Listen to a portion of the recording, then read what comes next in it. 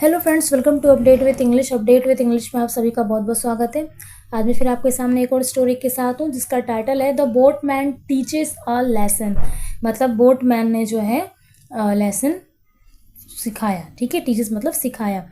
तो इससे पहले हम आगे बढ़ें, जो लास्ट क्लास में होमवर्क था उसको हम डिस्कस कर लेते हैं। तो लास्ट क्लास में मैं आपको सिखा रही थी कि फ़िलहाल को इंग्लिश में हम किस तरह से बोलते हैं। जैसे फ़िलहाल मैं यहाँ जा रही हूँ, फ़िलहाल मैं ये कर रही हूँ। तो मैंने आपको होमवर्क दिया था, फ़िलहाल मैं किताब पढ़ रही हूँ, उसको कैसे ट्रांसलेट करेंगे। तो उसको हम बोलेंगे as of now I am reading a book. फ़िलहाल मैं किताब पढ़ रही हूँ, as of now I am reading a book. First form, verb की फर्स्ट फॉर्म प्लस आईएनजी, क्योंकि प्रेजेंट कॉन्टिन्यूस का टेंस है, हम चीज़ कर रहे हैं इसलिए हम आईएनजी लगाएंगे। ठीक है, तो चलिए आज स्टोरी को स्टार्ट करते हैं और समझते हैं कि क्या स्टोरी है एंड ग्रामर के स्ट्रक्चर्स को। Let's start. Once there lived a man who was very proud of his knowledge. कि एक आदमी था जो अपने नॉलेज पे यानी अपने ज्ञान पर उसको बहुत घमंड था। ठीक है, he thought of every one as fool. और वो सोचा था कि बाकी जो है वो बेवकूफ़ हैं। जब लोग, दो तरह के लोग होते हैं, एक समझदार और एक बहुत ज़्यादा समझदार। जो बहुत ज़्यादा समझदार होते हैं वो दूसरों को बेवकूफ़ समझते हैं। तो इसी कैटेगरी में है ये इंसान यानी। ठीक है, one day the man asked a boatman to take him to the nearby village. एक दिन उस आदमी ने कहा कि मुझे पास के गांव में ले चलो। Halfway across the river the proud man began to complain.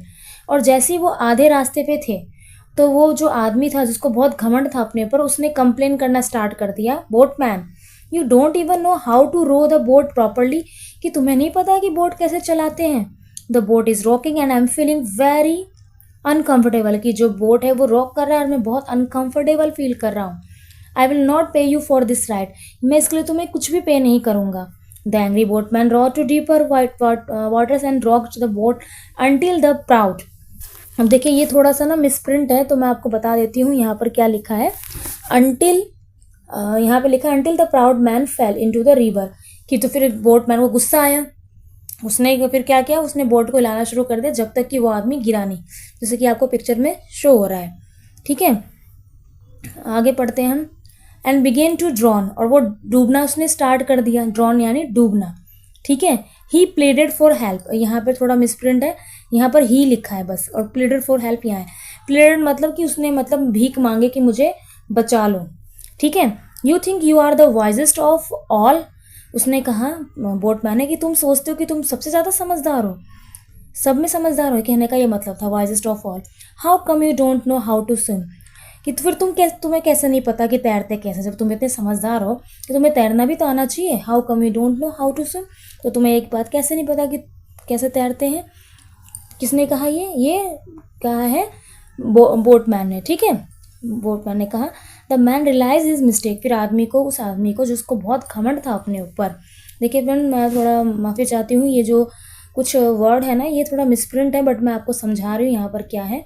The man realize his mistake and apologized. तो जो आदमी था उसको अपनी गलती का एहसास हुआ और उसने माफ़ी मांगी। The boatman for gave him. For give नहीं है यहाँ, फॉर गिव है, पास्ट टेंस है। The boatman for give him, उन्होंने बोटमैन ने उसे माफ़ किया। एंड रेस्क्यूड हिम, और उसको बचाया, डूबने से बचाया। ठीक है, क्योंकि जिस आदमी को घमंड होता है वो किसी भी इंसान से अच्छे से बात नहीं करता। तो उसने बोटमैन को कंप्लेन करना स्टार्ट कर दिया, और जब उसने ये कहा कि मैं इस राइड के लिए पे नहीं करूँगा तो बोटमैन को गुस्सा आ गया और उसने फिर उसको सबक सिखाया। ठीक है, तो उसका मोरल क्या है।